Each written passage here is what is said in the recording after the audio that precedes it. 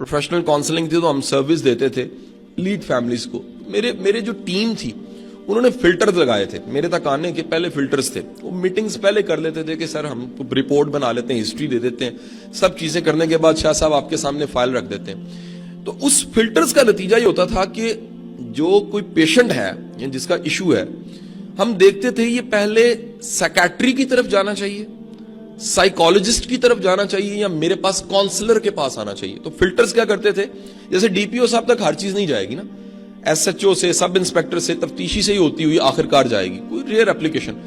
गलती ये हुई कि किसी फिल्टर में गलती हुई और एक मरीजा मुझ तक पहुंच गई, यानी वो फिल्टर में कोई गलती थी, मेरा पेशेंट नहीं था, मेरा क्लाइंट नहीं था।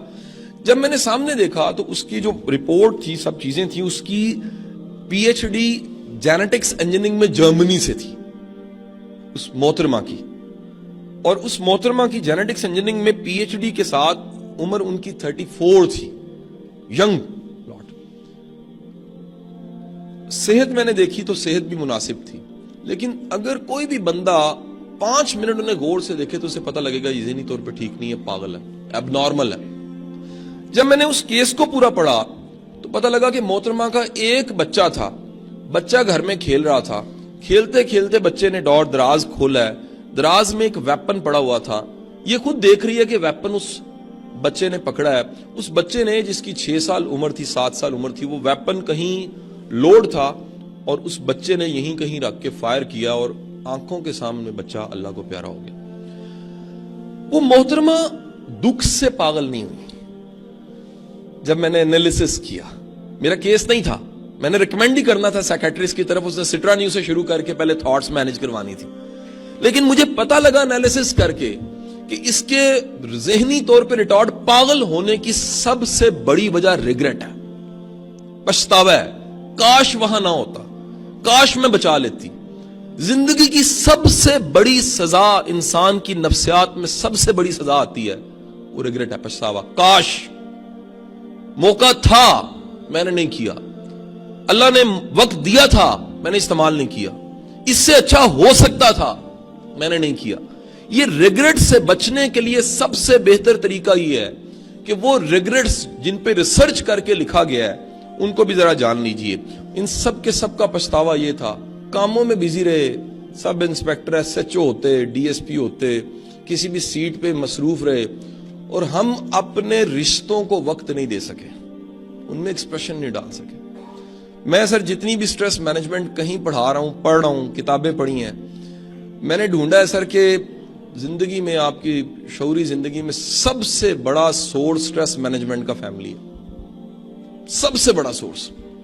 अगर आपकी फैमिली लाइफ, घर की लाइफ ठीक नहीं है ना, आप ऊंचे ऊंचे नीचे सांस ले लें, आप योगा की 10 एक्सरसाइज कर लें, आप रोज जिम कर लें, आपकी स्ट्रेस कभी खत्म नहीं होगी। अल्लाह ने हीलिंग, सुकून ये रिश्तों में रखा हुआ है।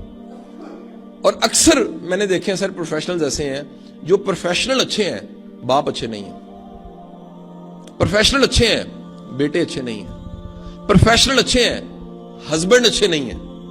और ये जो सारे रिश्ते मैंने गिनवाए हैं, याद रखिएगा, इन रिश्तों में गिव एंड टेक नहीं होती। ये हमने गलत डेफिनेशन बनाई है, क्योंकि मेरा भरा मेरे ना चंगा नहीं तो मैं भी चंगा नहीं। सर रिश्ता खूबसूरत वो होता है आप अच्छे हो, इस परवाह से आजाद होके कि आपके सामने वाला आपके साथ किस सलूक पे है। अच्छा होना आपका जाती फेल है, ये जाती कमिटमेंट है कि मैंने उसके साथ भी अच्छा रहना है जो अच्छा नहीं है।